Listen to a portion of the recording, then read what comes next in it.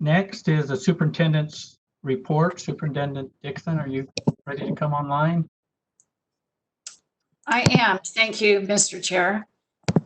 We've had the opportunity to engage with, so I'll get my camera on here. I'll turn mine off. No, The thorn, a thorn among roses here, so. I got it on there. We have been meeting with local, state health, and 4 board members on a couple of calls to talk about the way forward in terms of providing requirements and recommendations for our LEAs. You might recall at our board meeting last week, we discussed the desire of our principals, our system leaders, our superintendents, our charter directors to have something more succinct that they can rely on. And we've heard them use terms like standards, requirements, guardrails, so that they then know where they have the flexibility therein. And we also outlined the process a little bit with Utah Leads. The board members representing you on this group are Jenny Gravitt, Jenny Earl, Carol Lear, and Scott Hansen. And Chair Huntsman joined us yesterday, which we appreciated. One of the things that we learned about that for me was very helpful was thinking about the sifting process of how decisions have been made going into the Utah Leads document. And I appreciated John Pullman from the Levitt Group talking about that document comes about from a variety of things, including public opinion, economics, and health. And for us in the education space, there have been some very general guidelines that have been embedded. And that process, as we talked about last week, again, goes to the Department of Health and that's state health. And then it goes to this committee that the governor has, and also to a legislative commission that was outlined at the end of this. I think it was either the end of the session or probably in a special session.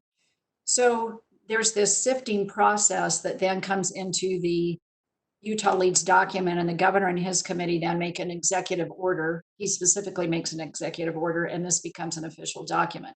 So we've been a little bit lost of where we fit into that space and how we can be more specific with our schools to give them the direction that they are seeking.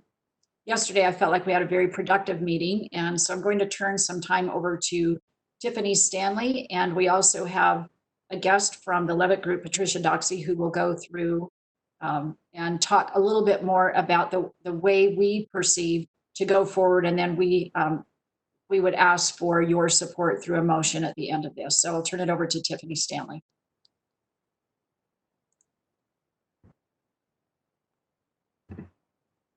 Thank you, Superintendent Dixon. So I'm just going to quickly walk through this document that you have in your backup that outlines potential or proposed process and timeline for moving forward as expeditiously as possible. And then Patricia Doxey from the Levitt Partners will just provide a quick overview of a principles-based framework that I think is really helpful in thinking about how we establish, these guardrails, these minimum requirements through a, lens of how the virus behaves, and gives a really good sense of the complexity in schools and the various situational characteristics that various school environments have. So so referring to, oh, it's up there. All right. So referring to this document, one of the key pieces that we've been navigating through is to clarify roles. A couple of board meetings ago, we walked through that from a legal policy perspective. Who has the legal authority in various domains when it comes to pandemic emergency response. But, through these conversations, we've fleshed that out quite a bit more to understand how it works in reality and on the ground. And in some instances, it's not exactly as it may appear on paper, right? The way things play out. So the governor's office in this space, they're really viewing their role as, making the final decisions on those color-coded guidelines that are in the Utah Leads publication, and that they are prioritizing individual autonomy for operationalization of those guidelines. As far as the State Department of Health, they evaluate industry input with public health expertise to make recommendations for changes to the state's color-coded guidelines. That's their role, and that was what Superintendent Dixon spoke to in terms of that committee that forwards recommendations on. Then you have local health departments. So they really view their role as one of consultation as opposed to more of an authoritative directive role. So that they make recommendations to the state for adjustments to the guidelines, that they consult with LEAs, and then a critical piece, when schools are in session, is following up with symptomatic or COVID-19 positive cases. And then as far as our role, we are still discussing this, but that we would be making recommendations to the state health department as well on adjustments to those K-12 schools color-coded guidelines. And that we would also provide guidance and recommendations to LEAs on operationalizing those requirements. And there may even be conversations of us, establishing our own requirements separate from the state health department and the color-coded requirements and guidelines.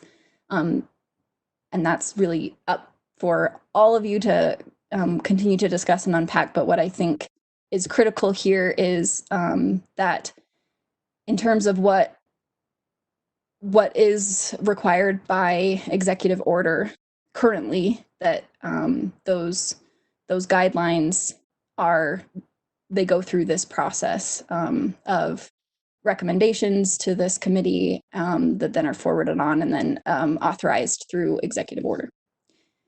And then you have LEAs that are creating and implementing plans to operationalize the requirements down to individual schools who are implementing plans. So leading into this proposed process and timeline, the proposal is that we work with a cross-functional group to propose amendments to the existing phased guidelines. That some of what this is driven by is that those phased guidelines, they leave significant room for interpretation. And initially it was anticipated that local health departments would play a significant role in providing direction to LEAs on interpreting and applying those guidelines. But through these conversations, there's general agreement that local health departments should be in a consultative role as opposed to an authoritative role. And that kind of necessitates more clarity in those state level guidelines. So the proposed process would be that you all consider this process and timeline today. And then from there, that very quickly, next Tuesday, Wednesday, broad cross-functional group, including state and local health, USBE, LEAs, and others, meet to really hash this out in terms of clarifying those state level K-12 guidelines. And then a board meeting next Thursday to adopt what's proposed by that group or consider what's proposed by that group. Tiffany, could you, either you or Jeff, whoever is driving, scroll down a little bit so everybody can see the timeline? Thank you. Oh, yeah.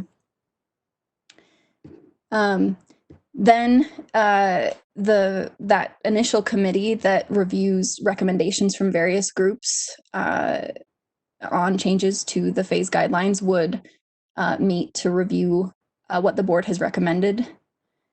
And then leading into those becoming formally adopted by the governor through the executive order process and a public announcement. And concurrently, if possible, that we would publish our document that would provide clarity on roles and decision-making process and authority. It would include these minimum requirements. It would include a framework that is principles-based to guide planning, and also a planning template to assist with those efforts locally, right, on operationalizing those high-level requirements given context. And then also forms and checklists for any procedures that are required. And then quickly after that, providing planning webinars for LEA teams. And you'll kind of get a preview of a really high level what that sort of looks like in terms of this framework that Levitt Partners has developed. And then leading into LEAs publishing their plans and communicating with their parents, families, communities, students. So that is just that's the proposal in terms of the process and timeline. And with that, I will turn it over to Patricia Doxey from the Levitt Partners to just walk you through this principles-based approach. Thank you, Tiffany. And if you could go to the PowerPoint that we have. What he's displaying is a white paper that has it in text format if that's easier for people to read through. There's a presentation, and if you can't pull that up, that's fine. I can just talk through the principles. So here we go. Is there a way to make that smaller so people can see the screen? Perfect.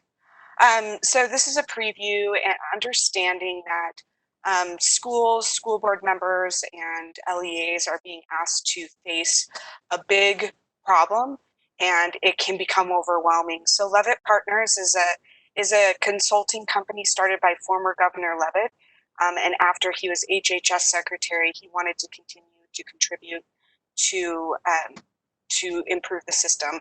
So we have been advising clients, including the Utah system of higher education, on how to break down problems into its component parts. So we're just talking through a portion of this today. It's meant to be a problem-solving resource to mitigate risk. Of course, you can't take away risk completely, but it's about knowing the different aspects that you're weighing and being able to make an informed decision. So if we could go down, there's just a couple slides. There's some information for unique considerations for K through 12. Many of you have been probably following COVID-19 and its relation to children and young adults, but I wanted to highlight some of the principles. It does affect children less frequently than adults and tends to be less severe. And there are some specific symptoms that are more likely to present in children rather than adults. And most of the pediatric cases occur in children 15 to 17. And like adults, children with underlying conditions are more likely to suffer severe disease. And then there's been recent literature about asymptomatic spread, so people who don't have symptoms, and how much they spread because of this isn't well known in children, how often children who are not experiencing symptoms spread disease. It could be a lot and it could be a little. So those are some overview material.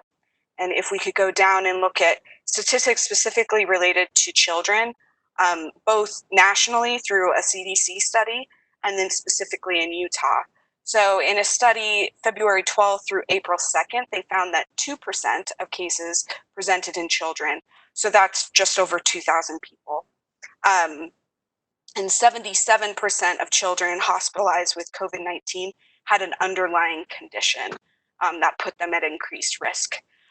If we look at data in Utah, 6% of cases, so just under 700, occurred in children ages 1 to 14, and then individuals, 18% of individuals 15 to 24. So just looking at the different demographic, although it does impact children and young adults differently, we do see that there is a significant number of cases. So if we could move on. Thank you. And many of you have probably heard of a related disease. There isn't a lot that is known, but the CDC has issued a health alert, and they are tracking this symptom. Currently, there's 102 cases identified in New York State, and this is often an onset of symptoms a couple months down the road, but these are very different from the normal COVID-19 symptoms. And so it's something that they're also tracking and trying to understand the relationship between COVID-19 and this other disease that is presenting in children. So thank you. Let's move on. As Tiffany mentioned, we have been helping people understand how to direct their actions rooted in an understanding of the virus. So as we're looking to make decisions on the trade-offs and mitigating and not eliminating risk, as I said, it's about layering these mitigation strategies in promoting healthy behaviors and maintaining healthy operations, healthy environments, and then preparing for when someone gets sick. So in order to understand this, let's move to the next slide and just understand some principles. I won't go into detail here, but I wanted to show the next few slides just as a principle of how we can root our decision making in an understanding of the virus. So first we need to think about how the virus moves and these key principles. So we break this down into two correlated areas. So we need to understand what the virus is doing and how the virus is doing it. It's reproducing. And we're learning more about the incubation period and how long people are contagious, both as they're presenting symptoms and after, and how they are, and it's also infecting. And we know that that infection rate can go up and down based off of social behavior. And as we are starting to venture out more into the public and in larger groups, that infection rate will largely go up just because of the probability and how the virus works. So we also need to understand how the virus is doing that. So through close contact with people. So it spreads through close contact, so roughly 3 to 6 feet is considered where normal respiratory output, so just breathing and talking normally, that puts people at increased risk. So those respiratory droplets, so that refers to droplets from the nose and mouth. You see here breathing, coughing, sneezing. It can also include laughing and singing. So any time where you are expelling potential respiratory droplets from your mouth. And then fomite contact, and that is a fancy word through touching surfaces or objects, and then touching the eyes, nose, or mouth. That could also include shaking somebody's hand or whatnot. So if we move down, we want to use these principles to figure out, okay, based off of what the virus is doing and how the virus is doing it, how can we mitigate risk? So isolating symptoms, isolating and quarantining individuals, and also monitoring symptoms through contact tracing. And this, of course, applies to schools when you have children or students who present symptoms at school. They need a separate area to be. Some of those can go home, but some of those students can't go home. And so it's figuring out how to isolate symptoms as much as possible. And then minimizing outbreak probability. And this is why we were asked to stay home. We were reducing the amount of people that we were interacting with. And like I mentioned, and in the fall, we will be going into larger groups.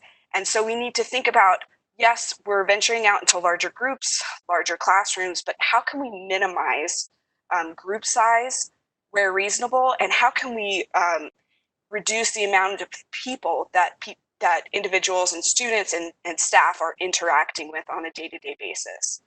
And then these other principles that you all are familiar with, but physical distancing and how to maximize that distance, respiratory hygiene, including covering mouth, face masks, we've seen barriers, cloth coverings, and then exceptional physical hygiene through hand washing and also cleaning services. Now, these aren't revolutionary concepts, but as you move down to the next slide, these are principles that we want to root our decision making in. The virus does not care how difficult it is to implement. And like I said, we will not be able to mitigate risk completely, but it's about pulling the levers that we can in different situations to make our students and staff as safe as possible. So if we can move down, and I will be wrapping up in a few minutes. So go to the next slide. We encourage, when you're trying to make a decision, to break down situations into these different characteristics. So when you're trying to think of how risky a situation is, you want to think through, okay, what are the characteristics of this situation, and root it in what you know about the disease. So movement. So movement refers to if people are moving in an undirected or a directed way. And thinking through if you can control the amount of people and where they move in a space. Think of a library versus a classroom. In a library, students are going to be wandering around, touching lots of things. In a classroom, they can have an assigned seat. You can direct where they stand. Duration refers to 15 minutes. So 15 minutes isn't a magical number, but what it does is under 15 minutes, there's a lower risk of spread, and anything more than 15 minutes is an increased risk of spread. Proximity, that refers to that 6 foot distance. Anything above that, you're increased, or anything below that, you're increasing your risk of spread. Group size, similarly, the larger the group size, the more risk you're introducing into the situation. Respiratory output, you want to think through, how are people interacting in the space? Is this a classroom? Is this a math classroom? Or is this a choir class where people will be singing and increasing the respiratory output? And touch, you're thinking high touch or low touch. Are people touching lots of things? Are they touching each other? Or is there predictable minimal output or minimal touch? And then congestion points. So, you know, you think of something like a classroom, you could sit students a certain amount of distance away, but you also want to think about that congestion point at the door where students will be funneling in through a congestion point. So what this is meant to demonstrate is this is a big problem and it can feel overwhelming. But as soon as you start to break spaces and characteristics into these different characteristics, you can start to problem solve and apply strategies to reduce the risk of spread. And there are a couple examples. Tiffany, I don't know if you want to move on or if you want me to go through those examples now or at a later date. Tiffany, what do you want to do? Oh, I would Examples? defer to you. I would defer to you, Chair Huntsman. I think I'm not sure how much time we have left on the agenda, and I know there's lots of questions from board members, so I want to make sure that we have time to address those and move forward. Let's see are we at a point, Tiffany, now where you can take questions from board members? Yeah, I think Let's that go to would the be- question piece. Okay. Well, board members, if you have questions, if you'd raise your hand. Board member Lear. I have a question. Thank you. I have a question about some of the data that you provided, Ms. Doxey, a few minutes ago to the board in these slides. You talked about how many children are infected compared to adults, but one thing that one piece of information that I think is really relevant to schools is there were no data that I saw on your chart about, and maybe you don't have it, maybe it hasn't been collected, I don't know. But one of my concerns and our concerns is how many adults could be infected by means of children. If there are sick children, asymptomatic children, how would they affect the adults that are working with those children in schools? Do you have any? So And that- you're asking for, is there any data? And then you have a question, how would that work? So that's, I want to know if they have any data. okay. A major concern. We know that we've been told over and over that children are not particularly vulnerable. Mhm. But I have also heard frequently that adults are frequently vulnerable through children. So I want to know if there's any data on that. Patricia, can you answer that? Yes, I can. Thank you. Unfortunately, the data for the asymptomatic spread of children to adults is not known. It is assumed that there is spread through asymptomatic and symptomatic children to adults. Because it's an unknown, the public health community likes to take a more conservative approach, but there isn't data specifically on asymptomatic spread from adults to children. However, I will note, while there is decreased risk for children, you still saw in Utah that there still is significant disease amongst children. So 6% of ages 1 through 24, and then 18% in individuals 15 through 24. So Thank you. yes. Yeah, thank you. Quick follow-up, Yep. Chair. You bet. Is that, And then we'll get to data, others. are those data you can gather? Because I'm receiving several emails every day, and I was going to say zero, but maybe one emailer has acknowledged that children may not be as much at risk, though I acknowledge your data about children, but I would like to see that data that shows, so that we could show parents that children may be putting adults at risk, even though it doesn't seem to attack or harm children as much. I'm wondering if those are data you could gather, since you folks tend to be the presenters. Patricia, can you answer that? I will look to see if this is information that people are being that are gathering, or if there's informal literature on the subject. But often these data points come to us through scientific studies, and there are no reliable scientific studies at this moment. But I will see if there are resources that we can access. Patricia, this is Mark Huntsman. A question, and then Board Member Lear kind of brought it up on your statistics related to children. It's kind of like an apple-orange comparison, but you have data on your particular chart that's got statistics related to children on it, and you have the US on the left, where it says children under the age of 18 nationally, it's 2%. But your chart on the right, when you do a comparison to the state of Utah, someone chose to take that up to age 24. Was there a reason for that? And we didn't keep it at under the age of 18? This is how the information is tracked on the state's coronavirus website. The information on the left was through a study. So I don't believe the CDC has given us the data. Sometimes they do give us the underlying data and we can make a comparison. I will see if we can get the underlying data and make a comparison, but that is why they are broken down with those ages. Because it would be, I think, nice for our board to be informed, and also the public and the LEAs to know what those numbers are. We do have some older children that get up over the age of 20 in our system, but the vast majority of them are definitely Right. not. I will ask, I'm not positive who has access to the information that's underlying that dashboard. And that dashboard is publicly available. It's on coronavirus.utah.gov/case counts.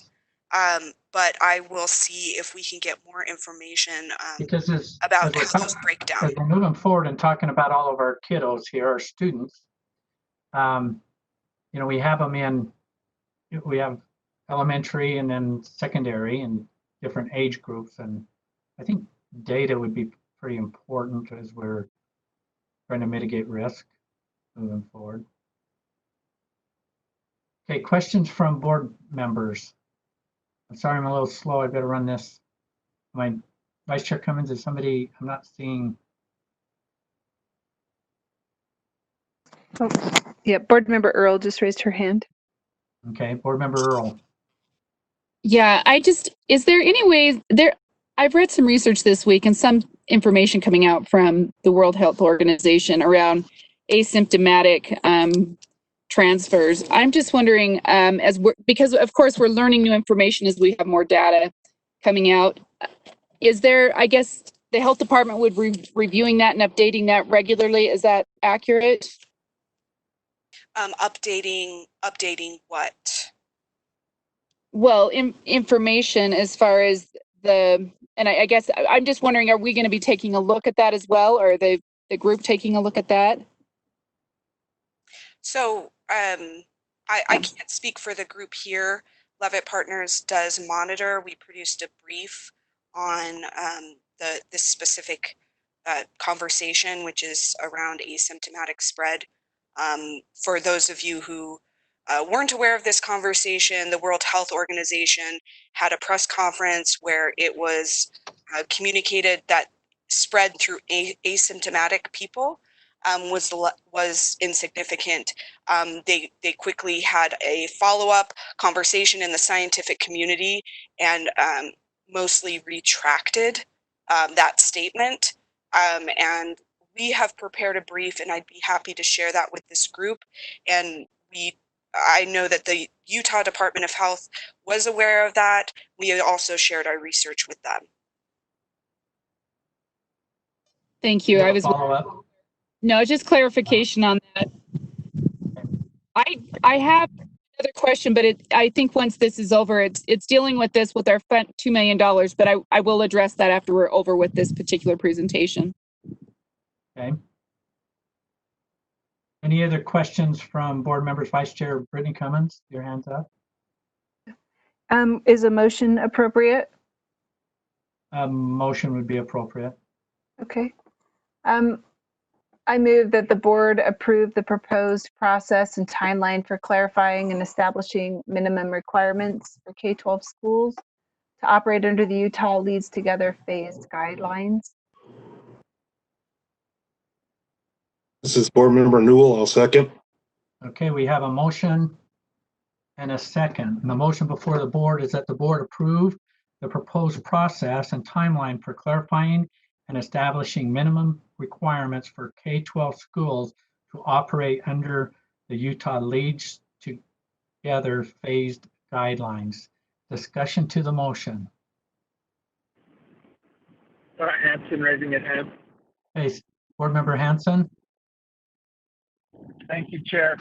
I'd like to make a motion to amend the current motion to accept the guidelines with the exception of the Utah State Board of Education rules, which appear on the first page, adding the wording, the sentence says K-12 schools color-coded guidelines provide minimum requirements and guidance and recommendations to LEA, provide minimum health and safety requirements and guidance and recommendations to LEAs on operationalizing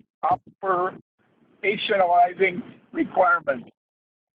That's the amended motion, and if I can speak to that when you're ready. Okay, 1 second. Is there a second to that proposed amendment? Jenny Gravitt, second. Okay. Carol, sorry. Okay, you want to speak to your proposed amendment? Board Member Hanson. Thank you. I think it's important. If we look at the process and timeline on page 2, we say that USB is going to publish guidance, and we include down below minimum requirements. I just think it's important to be spelled out in the main body of the document because I think the I don't believe we can wait for the state health department at all times. They need to approve the minimum standards. But I don't know that we'll always be publishing in a new edition of the phase, and there will be time. Okay. We have a proposed amendment to the motion. Discussion to the proposed amendment. Board Member Davis.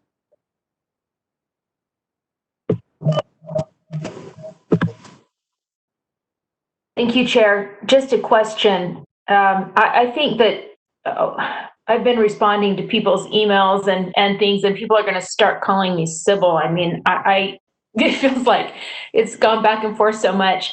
I'm wondering, can we get a clarification on the final word on the requirements? Do requirements come only from the executive order that comes from the governor's office? And so we are, in this amendment, publishing those requirements and then adding guidance as to how to meet those requirements and suggestions and things like that?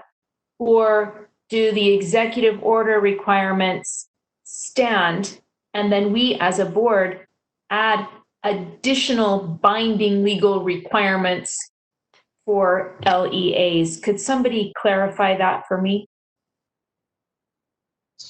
Superintendent, can you weigh in on I think that? Tiffany's ready to respond. I heard her speak. Okay, Tiffany. So in terms of the timeline and the language that is referenced there under USB publishing guidance that includes references to the minimum requirements, the intent there was that that would be the minimum requirements that had been adopted through executive order.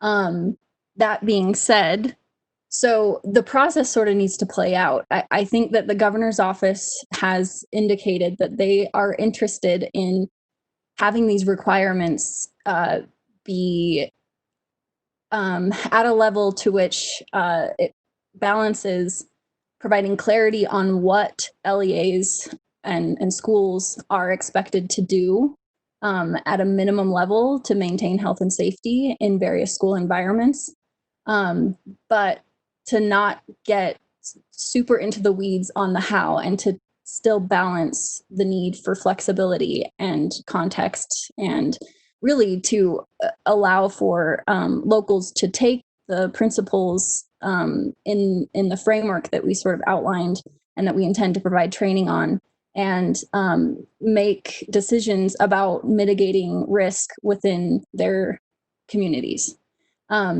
So if this process plays out and those minimum requirements are at a level to which the board and LEAs still feel the need for more clarity and consistency across the state, and more standardization than what comes out of that process, then I could envision a scenario in which the Utah State Board of Education adopts its own.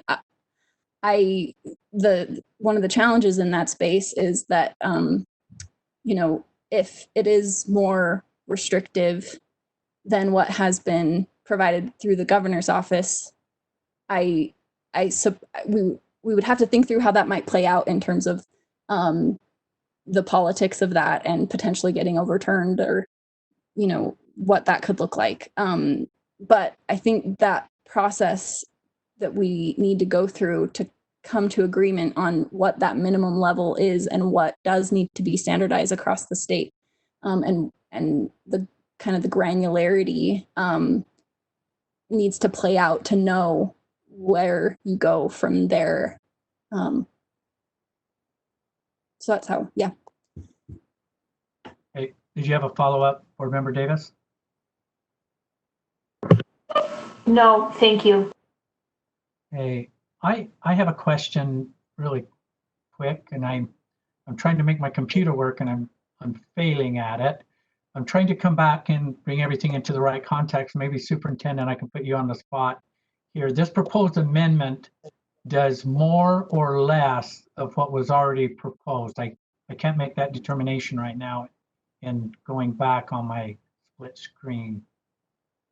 This motion does, this proposed amendment to the motion. Yeah, that's a great question. I was going to ask Jeff if we could see the original motion and the amendment together on the screen so that everybody's clear. Because I can't, I'm failing to. I can't see both the motion and the amendment. The continuing enrollment measurement. And Chair Huntsman? Yes, Vice Chair Cummings. Oh, this is Tiffany. Oh, Tiffany, sorry. So the way that I'm interpreting the amendment as Jeff is pulling it up is that this would set forth that it is the plan or the intent of the State Board of Education as of this date to issue requirements on top of the requirements that would go through the executive order process. That's the way I'm interpreting it, but That's how I'm seeing it too. These would be the State Board of Education will add additional requirements. That's how I'm seeing this. And my apologies, I now see the blue wasn't showing up, so the blue is the amendment. Thank you.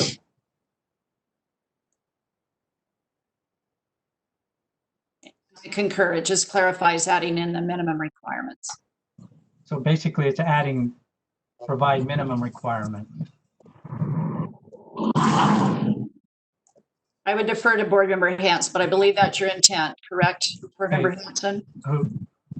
Board Member Hanson?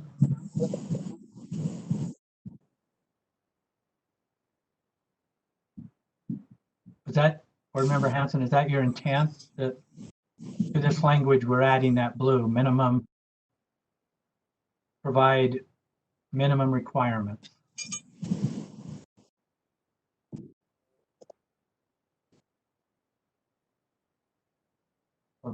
Or Member Hanson,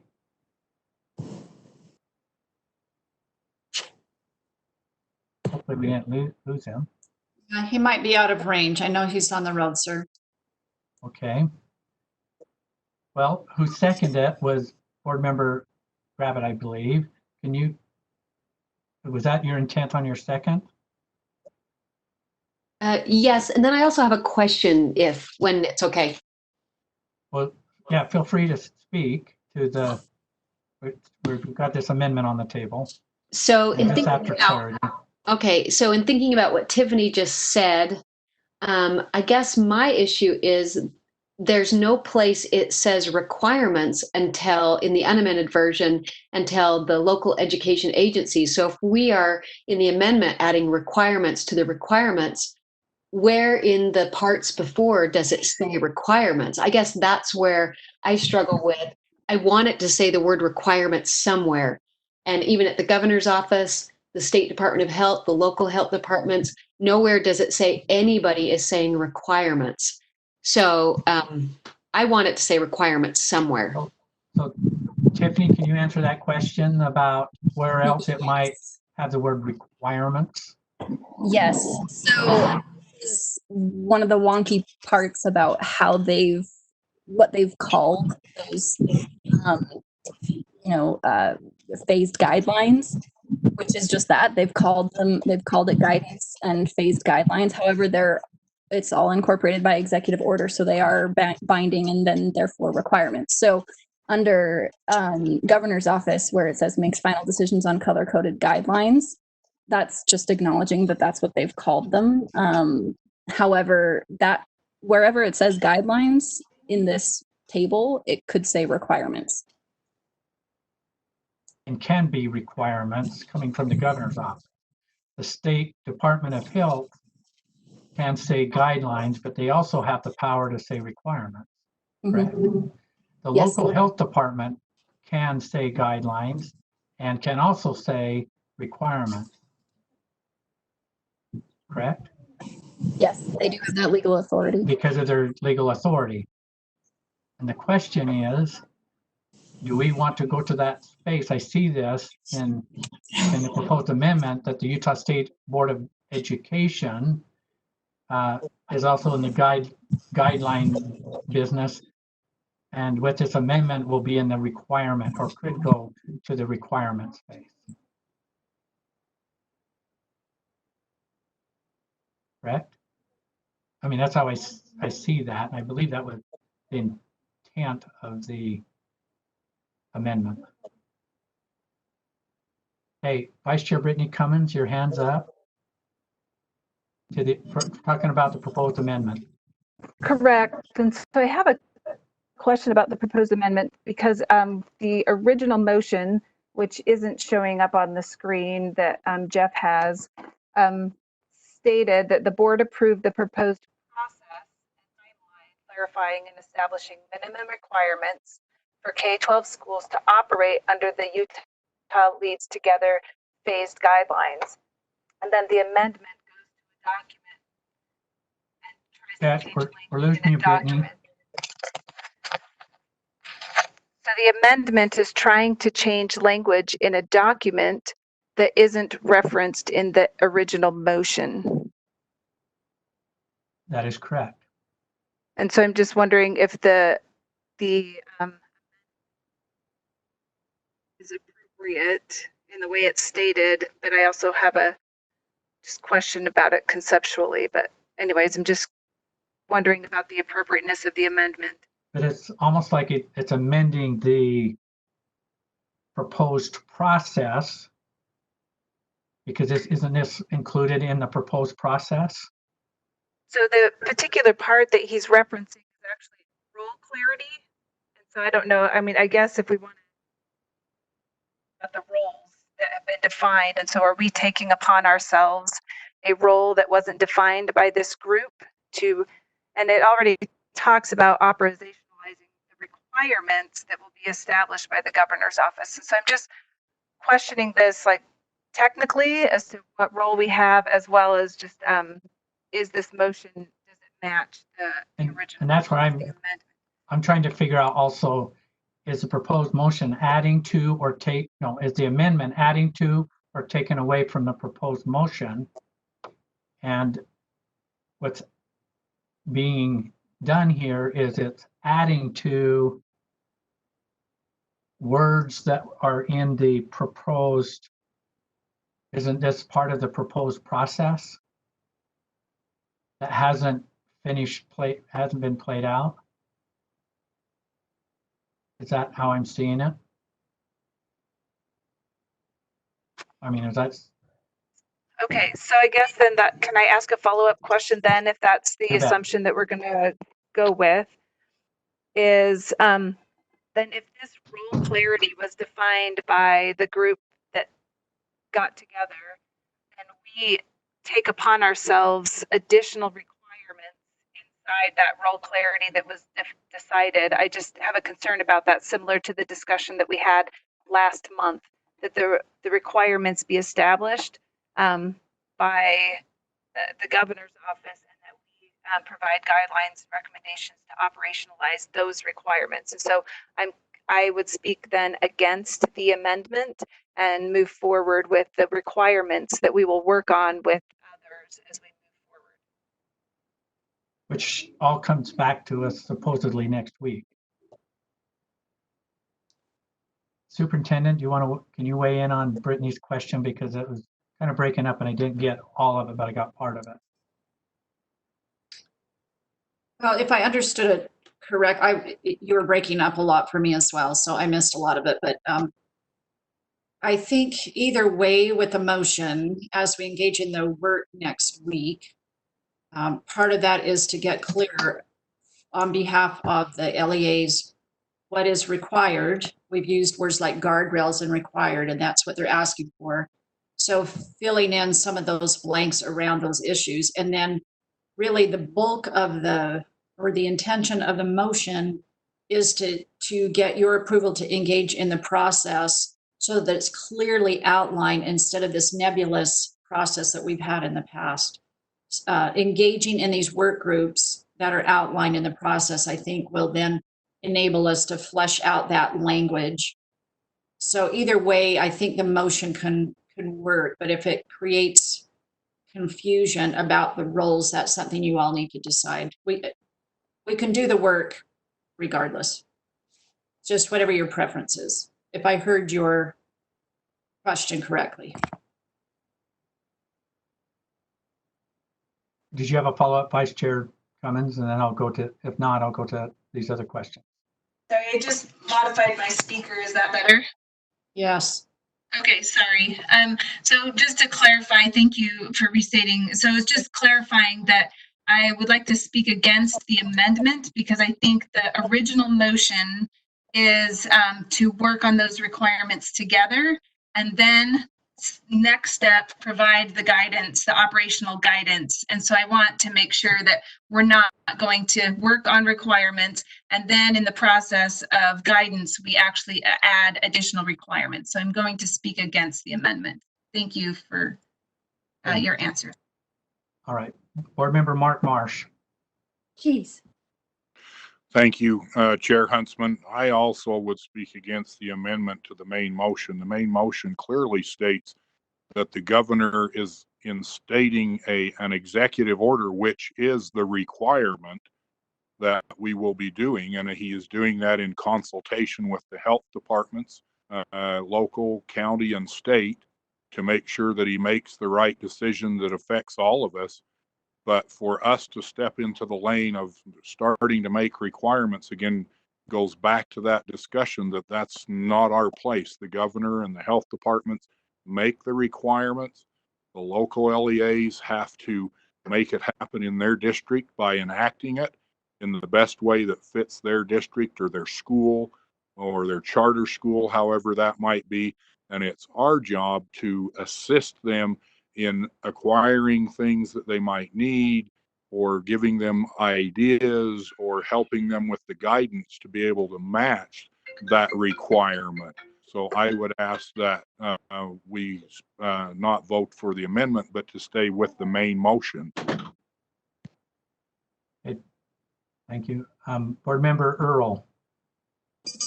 Can we put the original motion back up? And Hey, Are well, that's going up. I'll read the original motion. Okay. The original motion was that the board approve the proposed process and timeline for clarifying and establishing minimum requirements for K-12 schools to operate under the Utah Leads Together phased guidelines, period.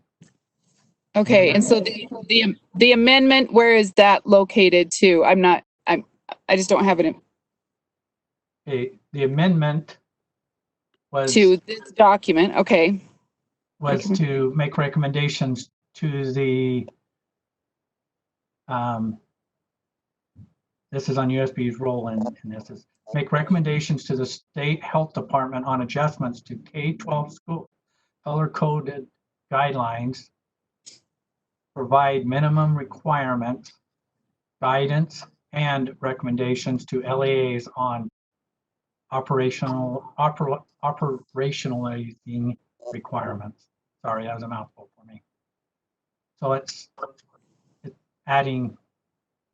Okay, I'm seeing the confusion because the one would be sending it through the health department. The other would be a directive coming from us that could be in addition to. Is that, yeah, okay. I just try to see both in front of me. Thank you. Okay, so but right now we're speaking to the amendment. Board Member Lear. Thank you. Those of us who were on the call yesterday, Dr. Dixon, Jenny Gravitt, myself, Scott Hansen, heard definitely from those involved, including Richard Saunders from the governor's office, the USBE should take the lead. That to state differently, I think what Vice Chair Cummings was trying to say was that they're thinking yesterday, I heard that from Richard Saunders, I heard it from Gary Edwards, I heard it from one other individual that I'm forgetting now, but they were clearly in that meeting yesterday, governor's people, health department people saying, yes, USBE, please take the lead. And as I heard what they said yesterday, it was that the board's directives would inform the executive order, would inform the requirements that were built into the directive, into the executive order. And then those, the executive order would essentially, I don't care that the board gets credit for them or not, may not, but the executive order would be, requirements would be created from what the board offered. They acknowledged freely that they were health department experts, but they were not school experts and didn't want to be. They've been working closely with schools, but they didn't want to do anything other than respond to the, shouldn't say do anything. What they wanted to do, as I heard them yesterday, was respond to schools' questions and requests for clarification. But they were very appreciative that the state board was saying we would like to inform the governor's directives. So I would vote in favor. I would, and that's what I think Scott Hansen, who was also on the call yesterday, was trying to accomplish.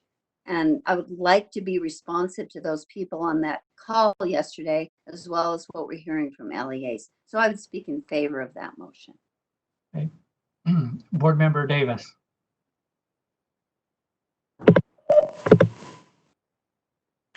Thank you. I have an amendment to the amendment.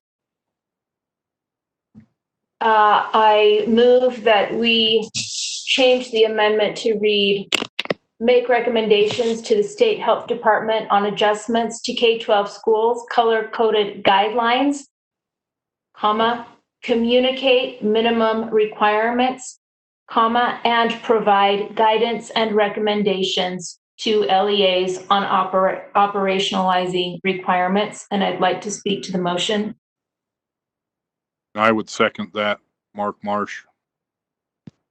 Okay, we have a motion and a second. You want to speak to the proposed amendment? I do, thank you. Okay. I'll go back to what I've been saying from the very beginning of this discussion, is that our priority needs to be clarity of communication. And in the end, I don't know that it even matters where the requirements are coming from, but LEAs need to know, what do they have to do and what are their choices? And even in this discussion, I've heard the only requirements so far in our blue chart that was on the screen for quite a while come from an executive order from the governor's office. And yet in our chart, it doesn't say requirement anywhere or executive order anywhere in that chart. And I also heard the health department is in a consultation mode, not a requirement mode, unless I misunderstood that. And then later in the conversation, I heard if the local health department is working with the school, then the school has to implement those requirements. So whichever of those entities have actual legal authority to give requirements, that should be written in and communicated in the chart that we've provided. And then however it is that we finally, in the end, figure out or flesh out who is actually providing what is absolutely required, we communicate that to the LEAs, and then we provide guidance and recommendations. So this language isn't quite written as, Jeff, I don't know if you're listening, but my recommendation and my motion is to write communicate minimum requirements, comma, and provide guidance and recommendations to LEAs on operationalizing requirements.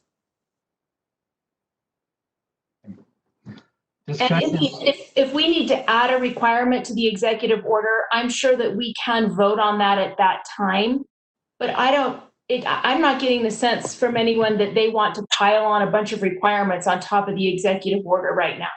So I move that we amend this way. We communicate clearly and we provide clarity, and hopefully the waters will become a little less muddy. And I usually don't weigh weigh in very much on these things, but the amendment to the amendment, in my mind, puts us right back to the original motion. As I'm looking at the context of the work that will take place in the original motion.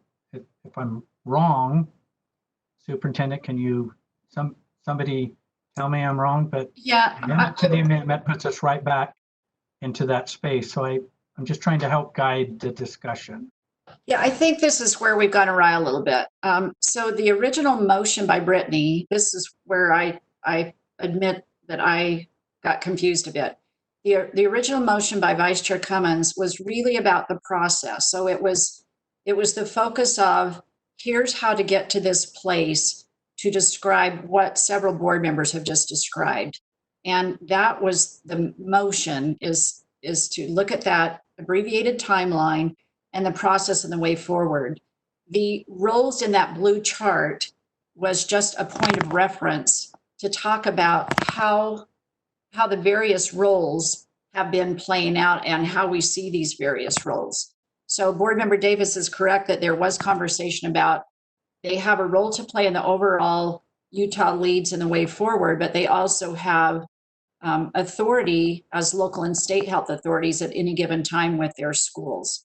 So what we're trying to accomplish is to have you approve the timeline and the process and just reference the role so everybody can see how the role of the Board of Education factors into all of this. So I have to state that because it is the process that we're trying to move forward on. And if you feel like establishing some verbiage in that role is okay, but we're not asking you to adopt that role document. That's just sort of a guidance piece for this conversation. I just want to be clear about that.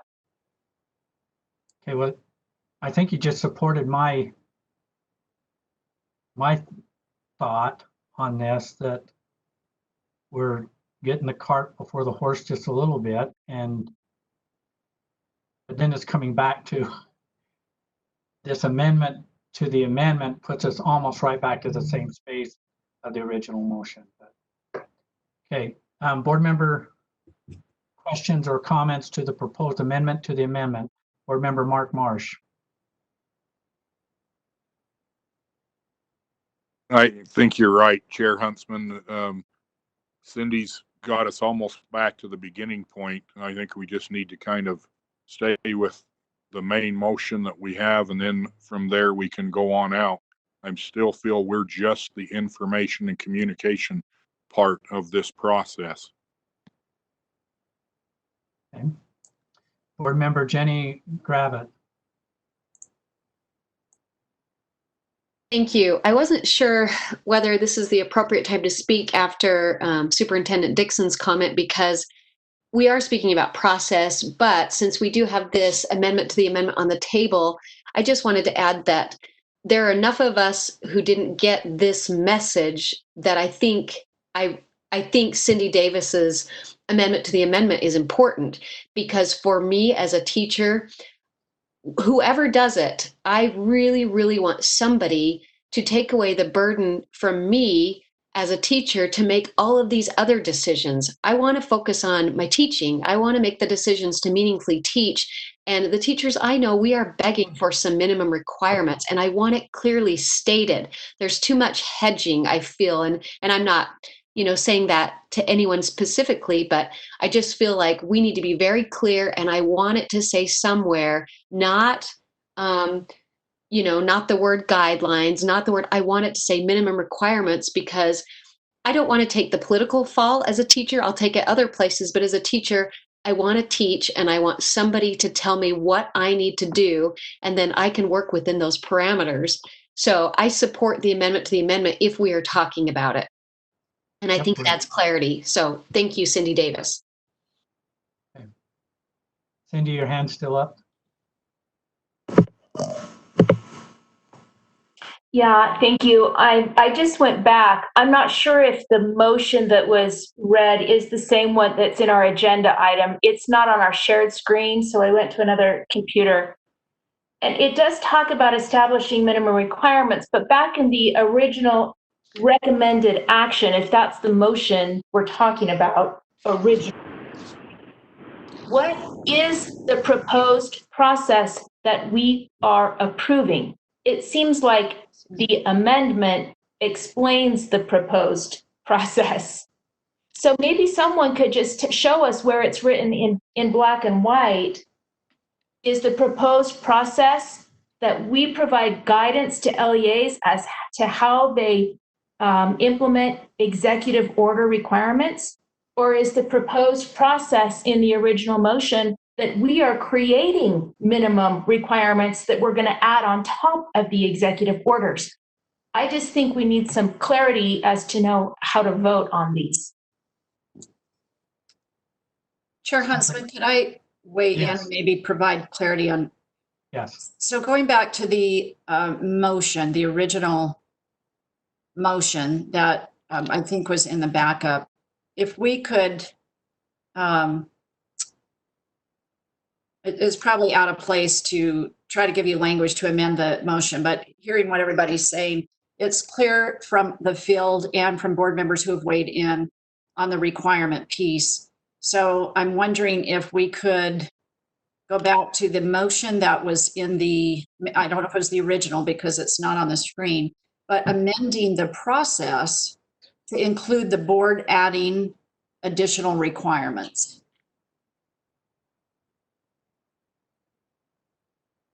Otherwise, it feels like we almost need two motions, one that's really about the timeline and the process, and then one that is to clarify our roles. So there could either be maybe two different motions or one motion on the process that actually includes something about creating additional requirements. Hope that makes sense. Well, you're making sense, but words matter, as we've learned in the past. And so every word in every motion and every word in every amendment becomes super, super relevant. And I'm not going to hijack the, I mean, I think we've just got to stay with Robert's rules on where we're at on these proposed amendments. And if somebody wants to make another motion, whether something passes or fails, then we can certainly do that. Yeah, thank you, sir. I just feel like we've blended something off of a screen about roles and a motion about the process. So however we can unpack that so that the board, that we have clear direction going into next week and the board has their voice heard about the requirements.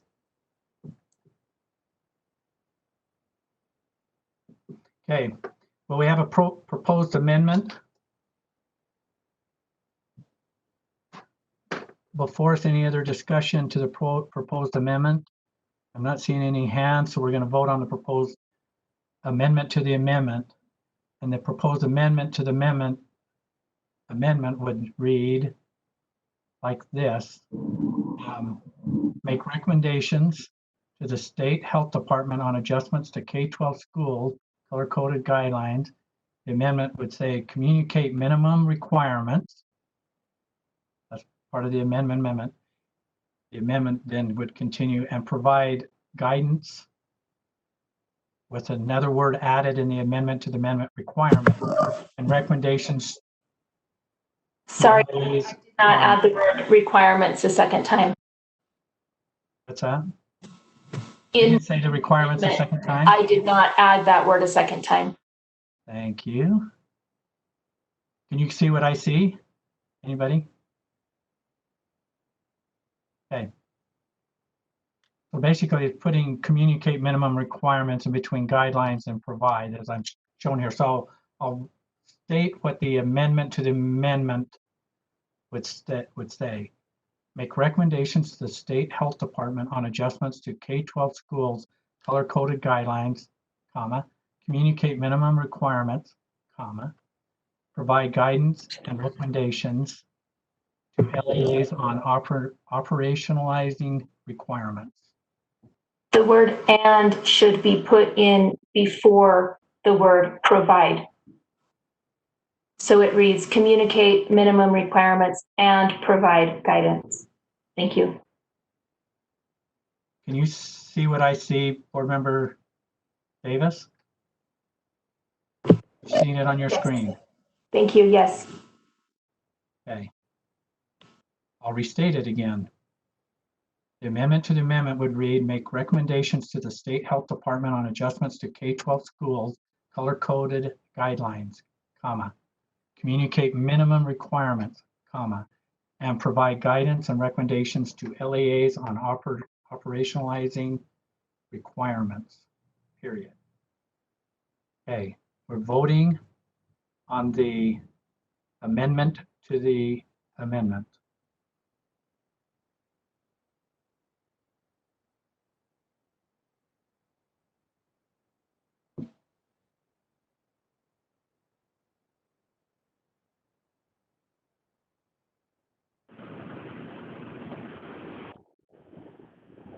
Board Member Scott Hansen, I know you're on the phone. Hopefully you're back on. Are you a yay or nay?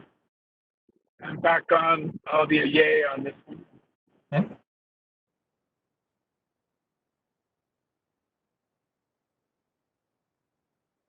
It appears the voting is complete and is unanimous. The proposed amendment to the amendment passes. Now we have the amendment, the new amended amendment to the motion. Which reads, oop, I lost it.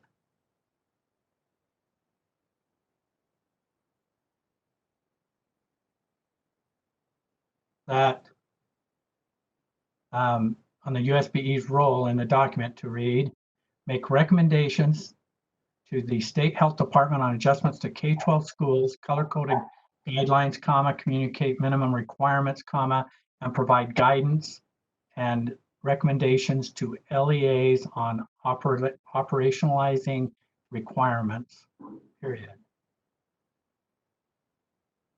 I'm not seeing any discussion to the motion, so let's, to the amended amendment, so let's vote.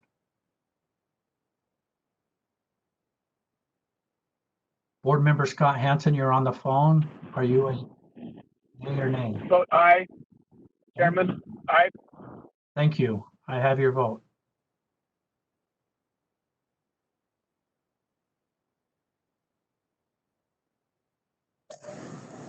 Vice Chair, yep, there's, okay.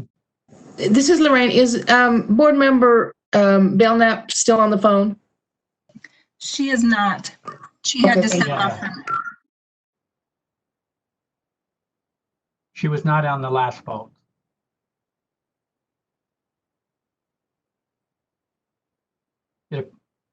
Vice Chair Cummings, tell me if I'm wrong, but it appears the voting is unanimous and complete. Yes. And the board member's not voting. Board Member Scott Nielsen isn't with us, and neither is Board Member Belknap.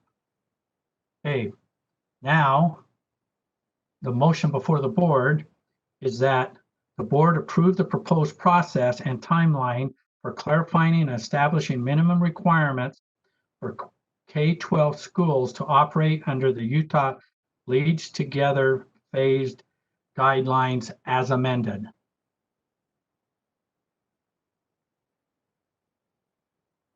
I'm not seeing any hands up, so let's vote. Again, the motion before the board is that the board approve the proposed process and timeline for clarifying and establishing minimum requirements for K-12 schools to operate under the Utah Leads Together phased guidelines. Board members, at this time, please vote.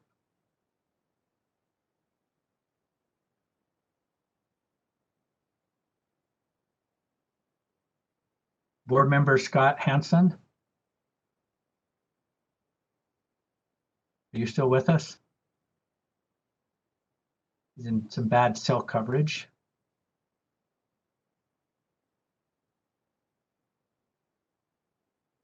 So it appears the voting is unanimous. Board Member Scott Hansen isn't with us on the cell anymore, and Board Member Belknap and Board Member Nielsen aren't with, but everyone else voted and it was unanimous. So the motion passes. Okay, Superintendent and staff, you've got your marching orders in this motion. Any questions, Superintendent? No, thank you so much for the conversation, and especially appreciate those board members who will be joining in this work. It's just hunkering down and getting it done and getting it out to the field and communicating clearly. So thank you to everyone, but especially to those that are leaning in. Okay, thank you. Before I move off, I'm not sure if we have any other questions on this, but I believe Board Member Earl, your hand is up. Yeah, I did have a question. And this was regarding our role with the $2 million. I received a number of questions over the weekend of the intent of that. And my understanding, you can correct me if I'm wrong, help me maybe with some clarification, that the intent behind that money that we set aside was not necessarily to supplant the efforts of our districts and take over the purchasing of all their needed supplies or that type of a thing, but it was to just to assist them in supporting their efforts. Could someone maybe provide some clarity in that? There seems to be some ambiguity among the people I've talked with. Superintendent? Yeah, this is Superintendent Dixon. You stated that well, Board Member Earl. It is to support their efforts. Some of our LEAs were having a hard time with the pipeline, and because we have a streamlined process through state purchasing where they have some state-approved pipelines for a number of items, then we're here to support and help them. We know that many have spent some of their ESSER funding on cleaning supplies, for example. That's something that we didn't include in the $2 million. So ours has been more about trying to get them items that they have struggled to get and do it on a statewide basis to help them, as well as free up some of their ESSER funds for unfinished learning in the summer and into the fall.